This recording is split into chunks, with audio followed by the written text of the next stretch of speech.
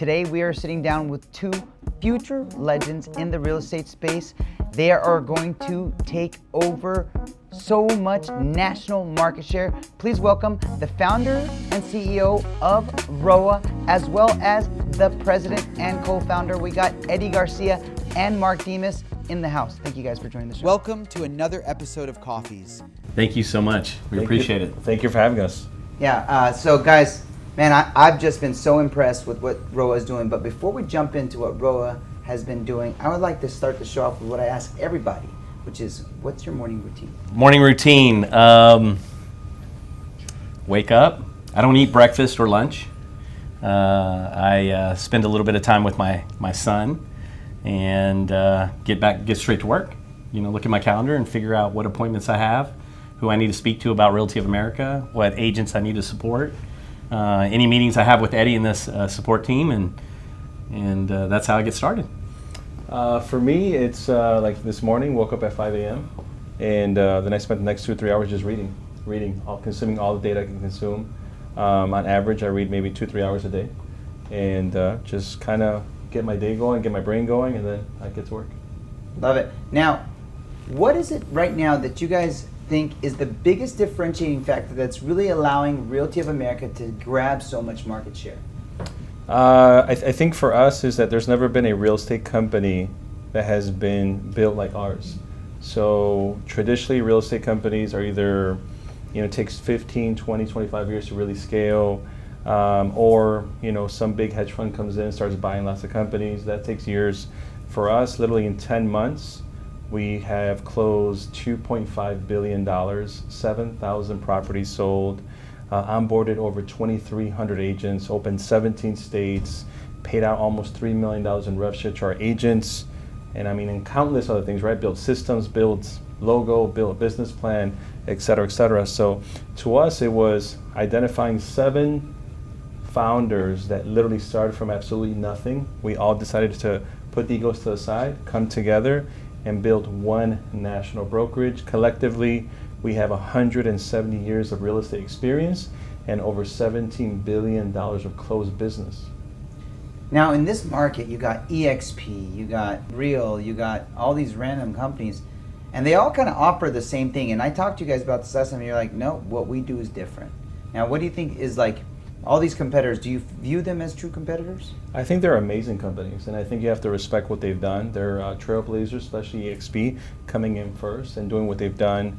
Real Brokerage came in second and kind of did things different. I think for us, the experience, right? If you look at what they did in their first 2 years, you can't compare it to what we've done in 10 months. You look at what they've done in 5 years from inception to what we've done in 10 months, you can't compare.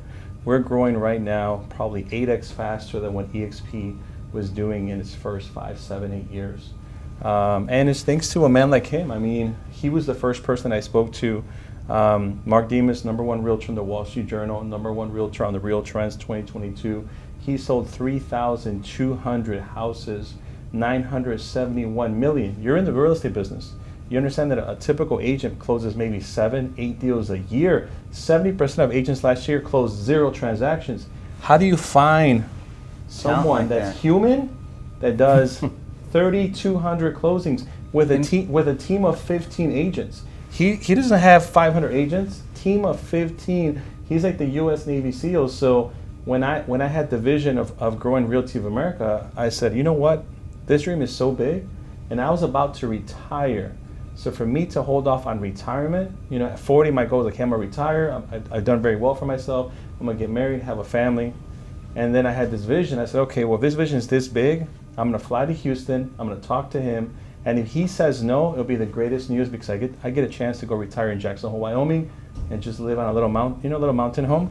But he said yes, and now I'm 40 years old, about to turn 41. I'm out here in San Diego at nowhere close to retiring. No. Nowhere close to retiring. There's never been a real estate company that was put together like Realty of America. Taking the top 1% of the 1% of realtors, bringing them together, creating a company, and not only that, the 1% of the 1% who still practice real estate every day. So even though I'm a non-producing team lead, my office is still doing deals every day. Eddie's has a team that's doing deals every day. Max and Claudia, Max and Claudia have a team that's doing that. All of our founders are doing amazing businesses, and we knew that we would create a beautiful company that we created. What we didn't know is how fast it would grow, considering that when you take the top leaders in the industry that come together, then their friends also that they talk to want to come together. And guess who top producers hang out with? Thoroughbreds like to hang out with thoroughbreds. Right. And so they're hanging out with the friends that are at the top of the top. That validates the company. And then agents who want to become top producers are drawn to Realty of America. We were, with any company, you get haters, right? And you get people that say, this about this company, whether it's EXP or Real or Century 21 or Realty of America. What some of the hate is that, don't go to Realty of America because that's a company of $100 million producers. That's great hate. And I said, you know what? It's not a company of just $100 million producers. It's also a company where a $10 million producer can become a $100 million producer, where a $0 million producer can become a $3 million producer. So we're here to inspire, encourage our agents, and we're growing, and our numbers are, it's no longer a dream and a vision. Now it's being executed on a daily basis, and then our numbers are there to prove it. Last month we closed just shy of 400 million, over 1,100 transactions, and 10 months old. It's incredible growth. Yeah. Crushing. One thing I really admire about both of you is both two beautiful souls, two amazing human beings. What I've noticed about Realty of America in a very short time in my interaction is the culture. Culture's phenomenal. How are you guys really fostering and creating that collaborative culture, that wonderful culture that already exists? How did you do it in such a quick period of time? So I think it all started with Chicago. In Chicago, I built the 11th largest real estate company from scratch. College dropout, undocumented to the age of 13 years old, had no money, no experience, and somehow I built this company, and the way I built it is 90% of my agents were not realtors. 90% of my agents, I found them as people that were busboys, waiters that served me, Costco workers, Walmart workers, CTA drivers, nurses, police officers, and we created opportunities for them. They became realtors, they became top producers, we helped them invest their money into real estate, they became millionaires, and then what we taught them is hey, today we're gonna pour love into you, we're gonna help you, we're gonna inspire you, we're gonna empower you. When you're in your lowest, we're gonna help you out. But once you become a top producer, when the next person comes in, that's expected of you too. And we created this 15-level program of just everyone's helping each other, So that was the foundation that Realty of America was built on. So, we have a national back-to-school bag giveaway that we just did. We served in almost all their cities that we're open in. We're going to have a national national turkey giveaway, where our goal is to feed over 200,000 people. So this is not just a company of making money, of closing billions and closing thousands of transactions. This is a company that we care to give back. We're going to be one of the first companies. I don't know of a company that's been open for less than a year that's able to mobilize their force to send out hundreds of people to give to thousands of people. So it's a company fostered and created in servitude. Correct. So what's happening is God is just anointing it. Oh, 100%. It's serendipitous, the way that Eddie and I met, the way that I've met all the founders, the way that my business has grown, and this is the time for Realty of America. Eddie says it the best, that the culture first started in Chicago.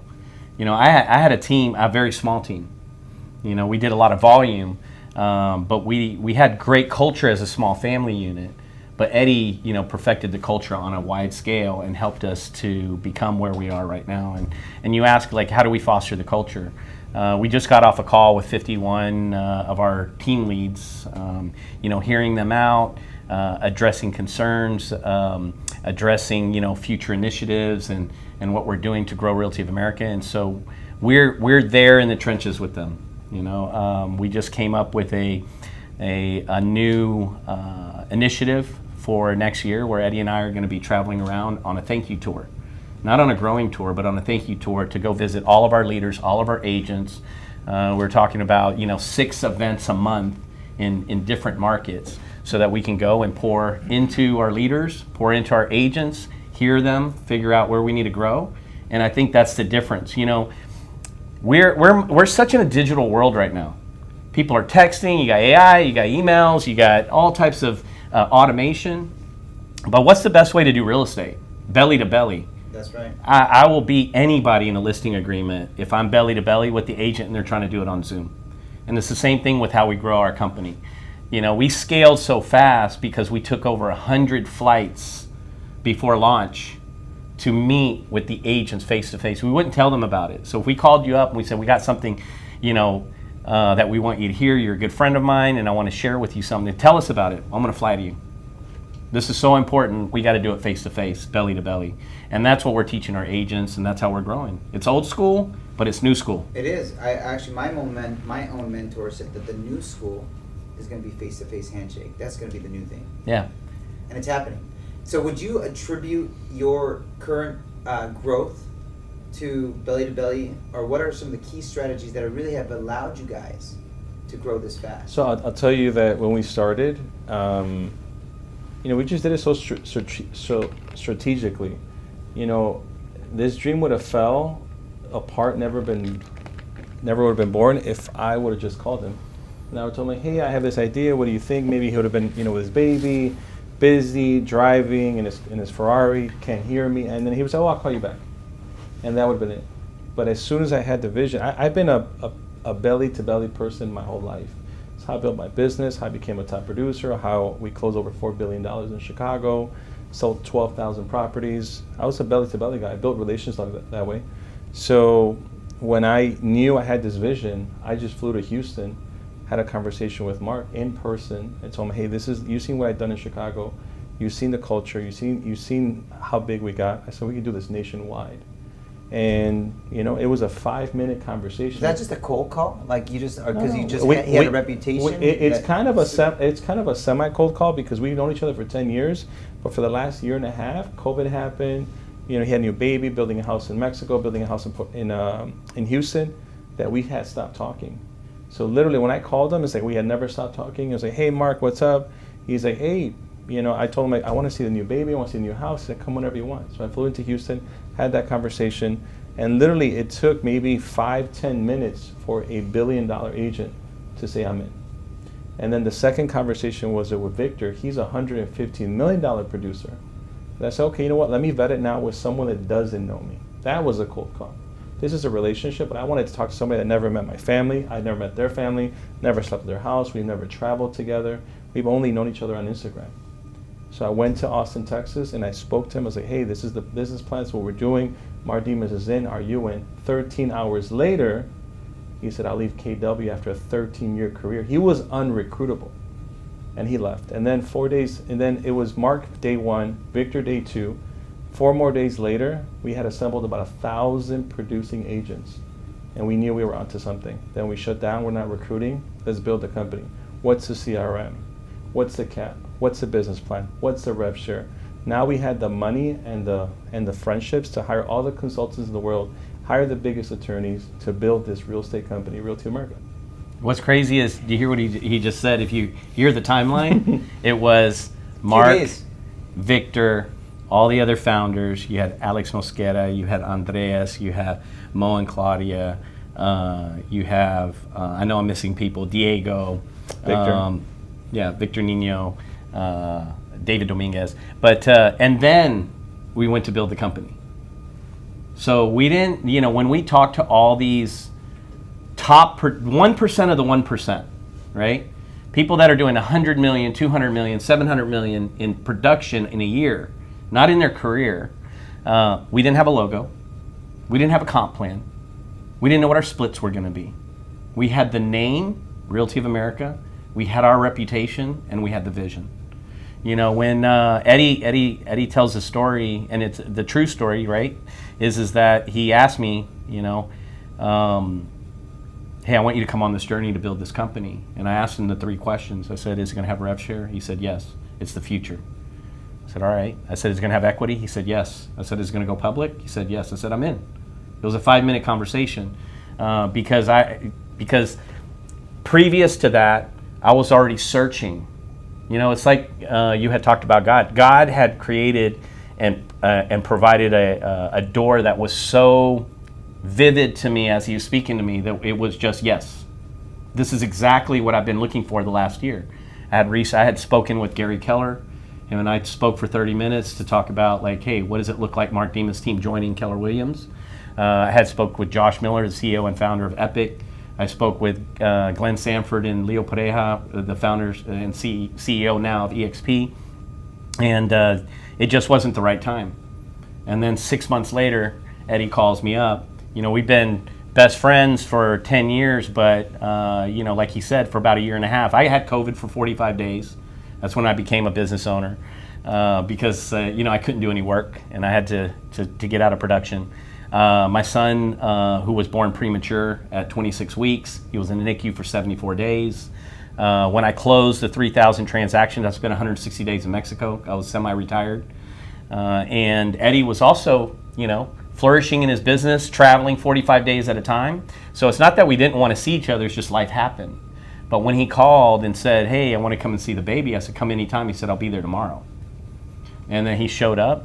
And as he's telling me his vision, it was just clear to me. One thing about me in my life and the decisions I make, some will say they're very hasty because I can make them really quick. But I go off of energy, I go off of feeling, and I go off of, is this where I see my life going? If it is, then I'm just going to say yes. And we're gonna do the Richard Branson way. You know, if you don't know how to do it, just say yes and figure it out later, right? When opportunity comes your way.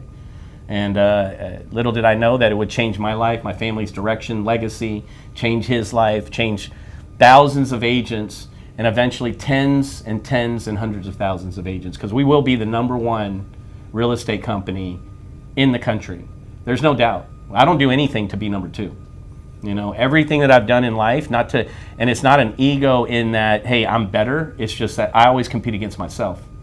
And I always compete against, you know, my best year. And I always want to do better. And I always want to do better to not caring what anybody else is doing, but just knowing that I can get to the top because I've already seen the vision. And it's the same thing with Realty of America. We see it, and now it's just happening. It's just the snowball of, like, good news and blessings. We would talk about last year when we just kept getting yeses and yeses, and it's like, man, when is somebody going to tell us no? I said the dream is too big, the vision's too big, and now we're 10 months in. We have a logo now. We have a whole tech stack. We have an amazing C-suite. We have over 2,300 agents. We have the production. We have the volume. You know, now it's the vision, the story, and the production. And now we're meeting great people like you. We're meeting great people like Sam and Pavon, who brought us to the Mindset Summit. It's just a... God just is pouring in. It's going great. You guys are just doing God's work. And he's the one who had the dream. You know, so, yeah. And it's incredible to see because it happened at such a fast pace. And I'm sure in the short time, I met you guys 2 months ago, I don't even know how much more you guys have grown since. In 2 months, we probably closed an additional $700 million in business. I mean, name a company that opened 10 months and has over 7 figures in cash in the bank, because we're a profitable company. We have 0 investors. I mean, that's insane. We have no debt. Yeah. That's and insane. No big lawsuits yet, thank God. You know, I had the biggest one. You know, I was personally named in the $7 billion NAR lawsuit. So if it's not $7 billion, if it's under $7 billion, I'm not sweating it right now.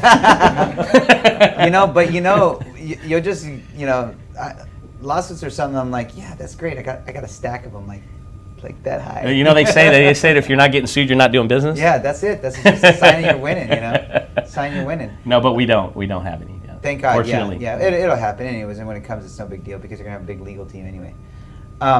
So what do you think, like, we talked about the future of ROA, but what do you think the future is right now for you guys in the next, 12 months? What's some of the future plans? 3 strategy goals to go public. So one of it is having a certain amount of cash in the bank. Second one is having a certain number of agent count. The third one is owning 60% of our technology. So I started... You own it by yourself. You don't... Built it from scratch, not white labeled. Because if you white label everything, you don't own anything. Right, and there could be another competitor that opens up tomorrow with the same CRM, the same everything you have. So one thing that I was trying to solve for at Realty of Chicago, my old company, is that I was tired of everyone using the Redfin website and Zillow. Like literally everyone was using it, right? Because it's a superior website. So I was like, man, I want to build it. And once I went to the biggest tech companies, they were like, oh, that's a $5 million, $10 million project. And I was like, I don't think so. So I did what I always do, crazy things, and I set out to build my own tech team. Hired the brightest, probably, I've hired thousands of people. This is the brightest person I ever hired in my life. He received the Global Employee of the Year award last year for us. So this man literally single-handedly with a team in India of 18 developers worked for over a year, built our realtyofamerica.com website to portal. We built it from scratch. So literally on the same foundation that Redfin built it, we built our mortgage calculator from scratch. Our mortgage calculator is actually easier, less touches than one of the big boxes. So built that from scratch. So now our consumers can search houses on the MLS on all 17 states we're open in. And we open to 20 to 30 to 40. We're signing on all MLSs. In the future, all 50 states, you can search on all 50 states. Including Puerto Rico? So including Puerto Rico, which is, I forget their MLS, Stellar MLS. So now we've also built our own revenue dashboard from scratch. So it shows our agents their organization. They show them how much they paid to cap, how much they're earning in rev share, what they've earned year to date. That's owned by us. Also our onboarding system. Anyone can join our company, day or night, no human needed, in all 17 states. Obviously there's a human that you need to then change the DRE license, but that was built from scratch. And right now what we're building is it's gonna be a 1-year sprint. So 2026 September, we will have a technology that a multi-billion-dollar company's been open for 15 years has. And we will own it from scratch. We're literally building it. Who else to architect it than people like him, people like me? I'm like the least successful one out of all the bunch. Everyone that is around us is more successful than me. We know what the agents want, what they struggle in, what they actually use, and what tech they don't use. So that's what September 2026 looks like for us. I think we'll be 24 months old. We'll have right around 10,000 agents, add a few more $1 million in cash to the bank account, probably be open at 25, 30 states. What am I missing?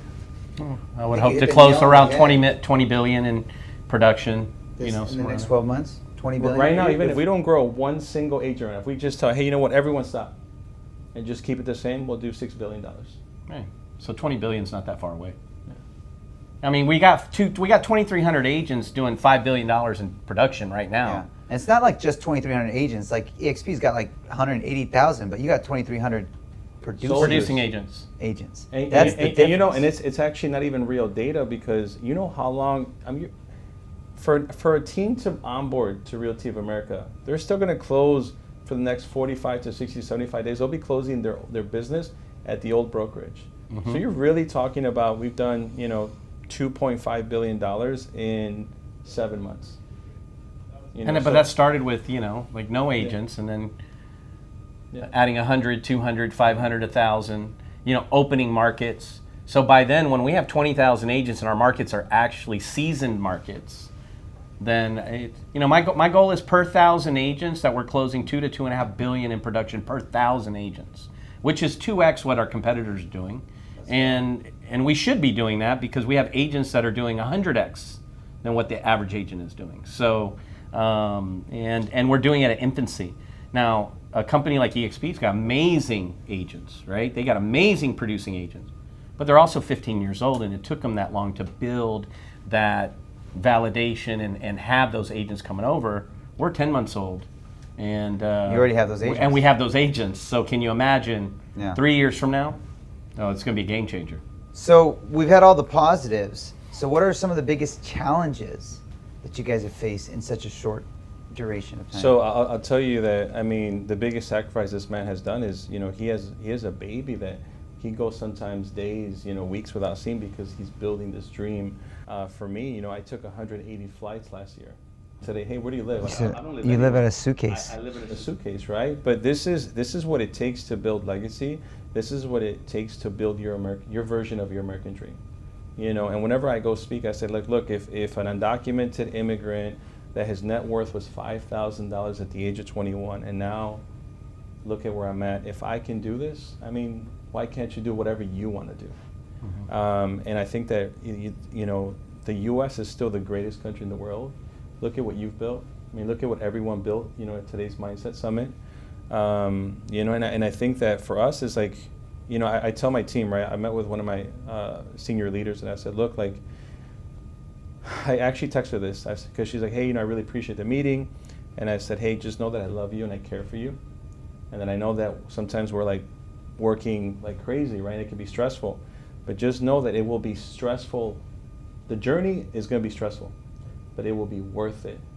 Because right now we have an opportunity to build legacy and to change our entire lives. Because what we're doing together, we couldn't do separately.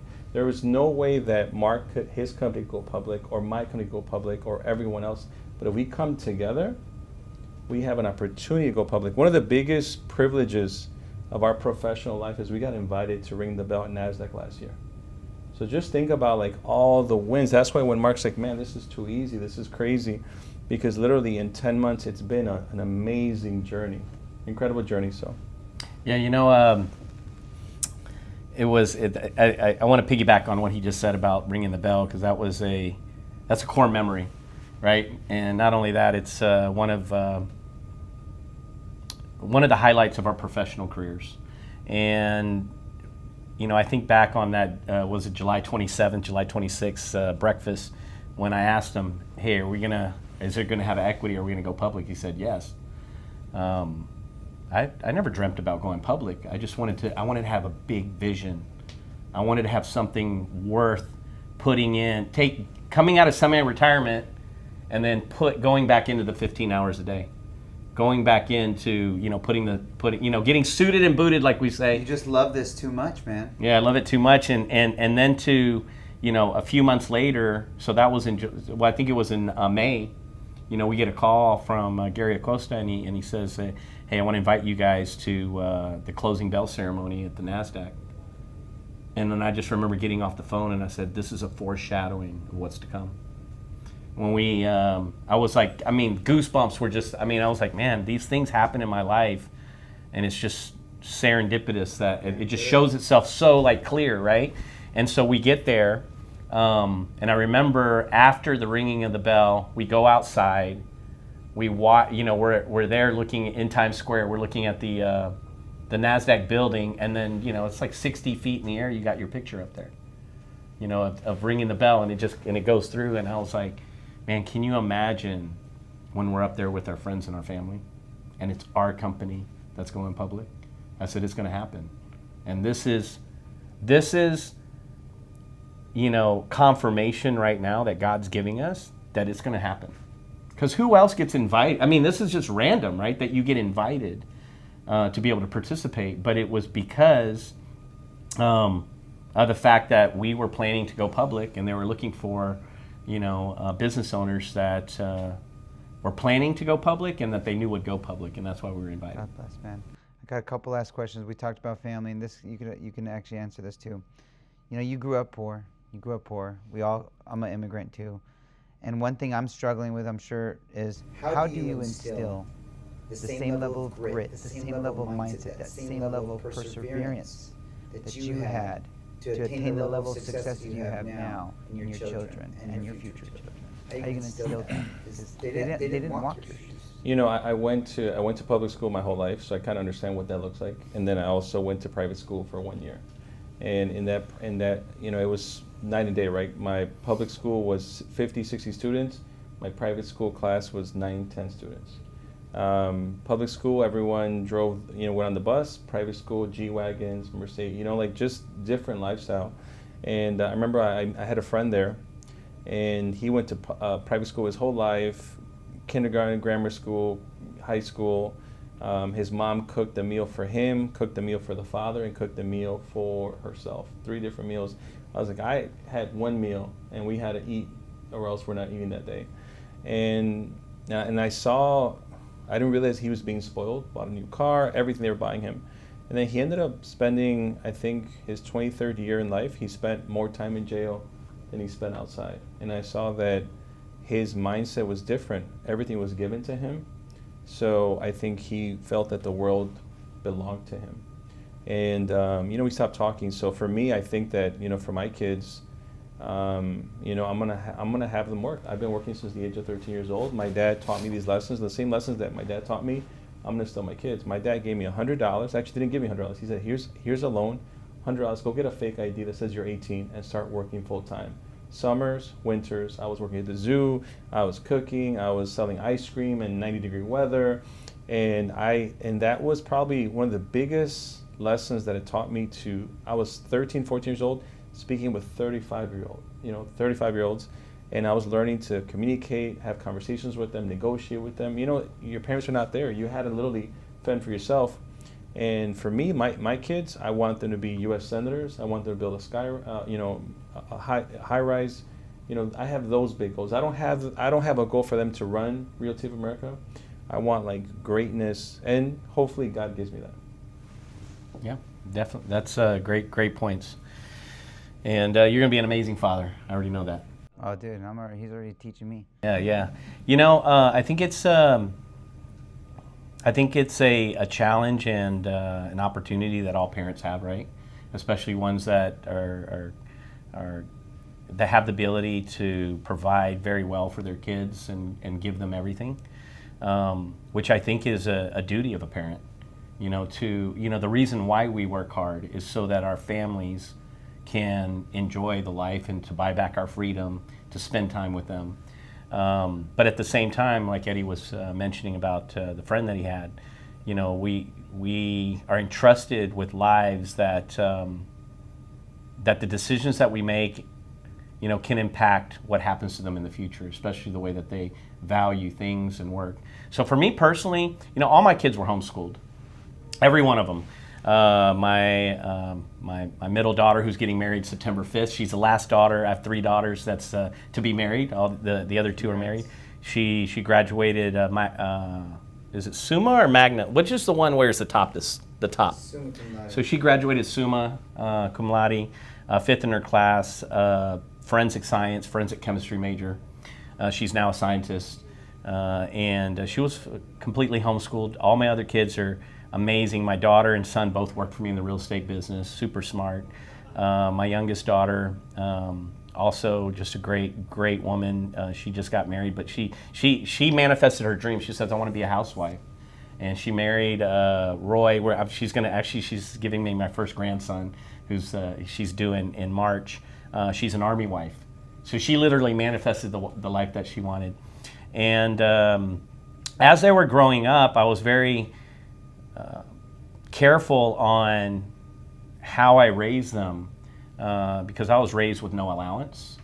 I was raised working from the age of 4 years old with my mom. I thought it was like 7 or 8, and then I called her and I was like, "How old was I when I used to go to the flea market with you in the morning?" She goes, "You were like 4 years old." And I used to hate going there, but my mom's Korean, and her English wasn't that great. And so she says, "But you're really good with the people, and they'll buy from you." And we used to sell these little buffalo head nickel coin money clips, earrings, and pendants. And from there, and then I worked with her in the restaurants and this and that. I sold gum at high school. And so I wanted to figure out, hey, what am I going to do for my kids? So what I did for them is I never gave them an allowance, but I always gave them the opportunity to work and make money. There was never a lack of work, So they had their own chores that they had to do as being part of the family unit. Make your bed, clean the house. After you eat your food, you clean your dishes. You're doing your chores. That is for living, period. But if you want to make money, you can wash the car, you can cut the grass. All my kids helped me when I did my mail outs for just listed cards and just sold cards, and I had a newsletter. They would tri-fold it. Back then, we tri-folded. We put stamps on, on the envelopes, and we mailed them. They did all my labels, all my stamps, and I gave them a checkbook. I never gave them cash, because my first ever hire, my first assistant we had a small property management division. The very first assistant that I hired, I asked her to write some checks, and she didn't know how. She was like almost 28, 27. She said, "I've never written a check in my life." Just like right now, kids probably don't, they don't write checks, right? It's a lost art form. And so at that point, I was like, well, I don't want my kids to not learn how to balance a checkbook. So right then, my kids were, I don't know, they were like probably 12 and 6, you know, that age. I gave them all a checkbook registry, and I became the bank. And I said, every time you earn money for whatever you do, we're going to put it in the register. And then when we want to go buy something, which we did all the time, so imagine this, we're at Target. All the kids, they all, you know, grab things. They grab some toys, they grab some candies, and things like this. And the way that we're gonna charge it is once I have to pay for it, I do a debit in their on their registry. So as they're standing there in front of the conveyor belt, the candy's going through. One of my kids, Emma, she'll grab like the Starburst and put it back. No, I don't want that. And then another kid would grab something. Another kid would grab something. Another kid would grab something. By the time the conveyor belt was done, nobody bought anything because they didn't want to see their bank accounts go down. And then what I did when they were the age of 13 to 16, I gave them the opportunity to buy a car. It started when they were 13. However much money you save from 13 to 16, I'm going to match it, but you have to buy a car cash. And all my kids purchased a car. One of them purchased a $30,000 car. One of them purchased a $4,000 car. You know, but they all learned, you know, to buy a vehicle, to be able to save the money up, to be able to balance the checkbook. And now all of them are fiscally, you know, sound. You know, they and also you lead by example, by just the strong work ethic that you have. Kids want to be like their parents. I think so. You know, I think back, you know, my dad died when I was 5 years old, but even that small amounts of memories that I have with him, my mom divorced when I was 1, so I didn't spend a lot of time with my dad, but even those small memories, I wanted to be like him, you know, and I think the kids want to be like you. So if you're doing things that are excelling, then you should expect that your kids are going to follow you if you give them the path for that. I got one last question, guys. When you're in front of the throne of grace, what do you think God's going to tell you? I'll tell you that hopefully he gives me grace for all the, you know, we've sent probably 50,000 kids to school with new school supplies, haircuts, some laptops. We've fed, you know, over 250,000 people on Thanksgiving. I think that we've poured into hundreds and not thousands of people to become better humans, build businesses that are respectful, and you know, hopefully he sees that, right? We're imperfect humans, but I think that, you know, when I pass, I want my legacy to be that I help more people than I hurt. Yeah, I think you know, I think all of us want to hear, you know, well done, good and faithful servant. You know, you're loved. Welcome home. God bless you guys. I hope you hit all your goals. I hope you keep dominating. I hope you guys become #1.